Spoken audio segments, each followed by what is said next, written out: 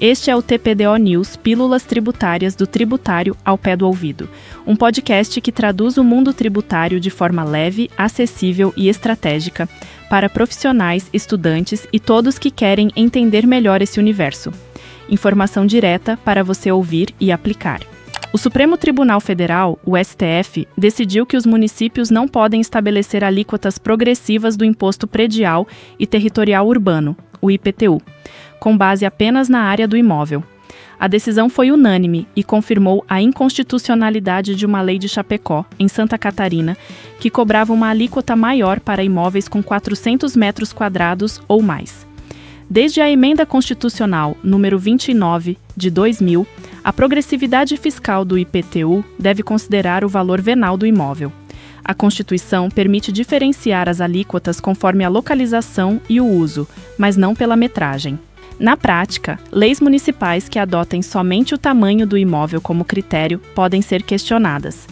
O Superior Tribunal de Justiça, o STJ, começou a analisar um recurso da Fazenda Nacional sobre a modulação do julgamento que afastou o limite de 20 salários mínimos para as contribuições destinadas ao Sistema S. O relator votou pelo não conhecimento dos embargos de divergência. Em termos práticos, isso preserva, por enquanto, a proteção definida anteriormente.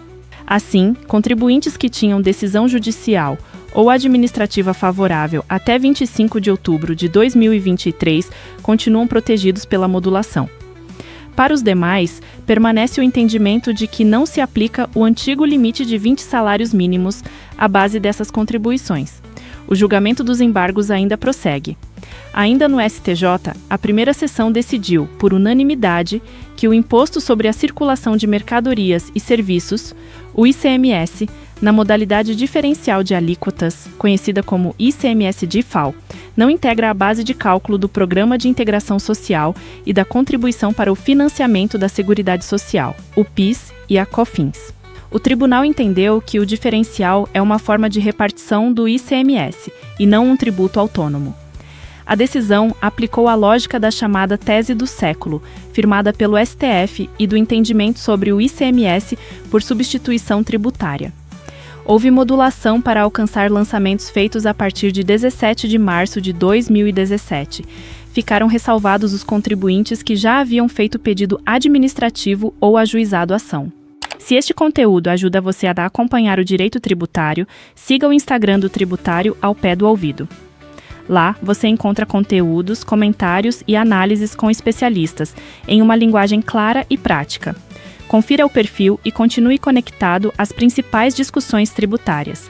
Uma decisão do Tribunal Regional Federal da 4ª Região, o TRF da 4ª Região, limitou a retenção de imposto de renda sobre pagamentos mensais de lucros e dividendos entre R$ 50 mil e R$ 100 mil. O caso envolve as regras da Lei nº 15.270, de 2025, sobre a tributação das altas rendas. O relator entendeu que a retenção prevista na legislação funciona como antecipação do imposto devido no ajuste anual. Por isso, afastou a aplicação automática da alíquota de 10% quando a tributação anual projetada indicar percentual menor. A decisão é provisória e mantém a possibilidade de compensação no ajuste anual. No Conselho Administrativo de Recursos Fiscais, o CARF, uma turma afastou a cobrança de PIS e COFINS sobre mercadorias recebidas em bonificação. O colegiado rejeitou a tese de que esses produtos seriam doações e, portanto, receitas tributáveis para quem os recebe. Segundo o voto vencedor, a bonificação reduz o custo de aquisição das mercadorias. O ganho econômico só aparece quando elas são revendidas. A conclusão evita uma possível dupla incidência e se apoia em regras contábeis de estoques, em precedente do STJ e nas leis que tratam do PIS e da COFINS. Também no CARF foi restringido o uso do rateio proporcional para calcular créditos de PIS e COFINS. O entendimento unânime é que devem entrar no cálculo apenas as receitas relacionadas a atividades que tenham custos, despesas ou encargos comuns. A fiscalização defendia que toda a receita bruta da empresa fosse considerada. Prevaleceu, porém, uma interpretação mais específica da Lei nº 10.833, de 2003. Receitas sem vínculo com os custos rateados ficam fora do cálculo e os créditos apurados pelo contribuinte foram mantidos. Outra decisão relevante do CARF afastou a cobrança conjunta de multa isolada e multa de ofício quando as penalidades decorrem do mesmo fato. Por 9 votos a 1, a Câmara Superior aplicou o princípio da consunção. Esse princípio determina que a penalidade mais abrangente absorva a outra quando ambas estiverem relacionadas à mesma conduta. O entendimento acompanha a revisão da jurisprudência depois do julgamento do tema 487 pelo STF. A orientação reforça que as multas tributárias precisam respeitar limites constitucionais e não podem resultar em punição duplicada pela mesma situação. A Receita Federal pretende divulgar até outubro uma nova versão do Regulamento da Contribuição sobre Bens e Serviços, a CBS, e do Imposto sobre Bens e Serviços, o IBS. O texto será ajustado depois da análise de mais de 4.000 sugestões recebidas em consulta pública. Antes da conclusão, ainda passará pela Procuradoria-Geral da Fazenda Nacional e pela Casa Civil. A Receita também recebeu 35 soluções de consulta sobre os novos tributos. Enquanto os sistemas são testados por 300 empresas, o Comitê Gestor do IBS informou que não pretende aplicar penalidades imediatas por falhas nas obrigações acessórias. A prioridade inicial será orientar os contribuintes e permitir a regularização. A Receita Federal e o Comitê Gestor do IBS editaram o Ato Conjunto número 5, de 2026, regulamentando o Programa Nacional de Conformidade Tributária. A iniciativa busca ajudar as empresas a se adaptarem à emissão de documentos fiscais ligados ao IBS e à CBS.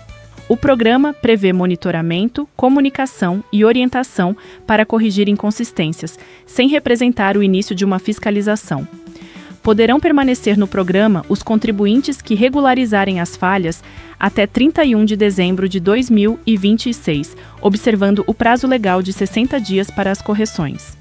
Por fim, a Receita Federal deve publicar até setembro uma instrução normativa sobre o aproveitamento de créditos do PIS e da COFINS na transição para a CBS, prevista para 2027. A regulamentação vai complementar as regras da Lei Complementar nº 214, de 2025. A legislação assegura a manutenção dos créditos, inclusive os presumidos, desde que estejam escriturados e cumpram os requisitos legais. Eles poderão ser compensados com a CBS, ressarcidos em dinheiro ou usados para quitar outros tributos federais. A Receita também deverá revisar os saldos ao longo do segundo semestre de 2026. Essas foram as principais pílulas tributárias do TPDO News. Compartilhe este episódio com amigos e colegas que precisam acompanhar mudanças capazes de afetar decisões, cálculos e estratégias tributárias.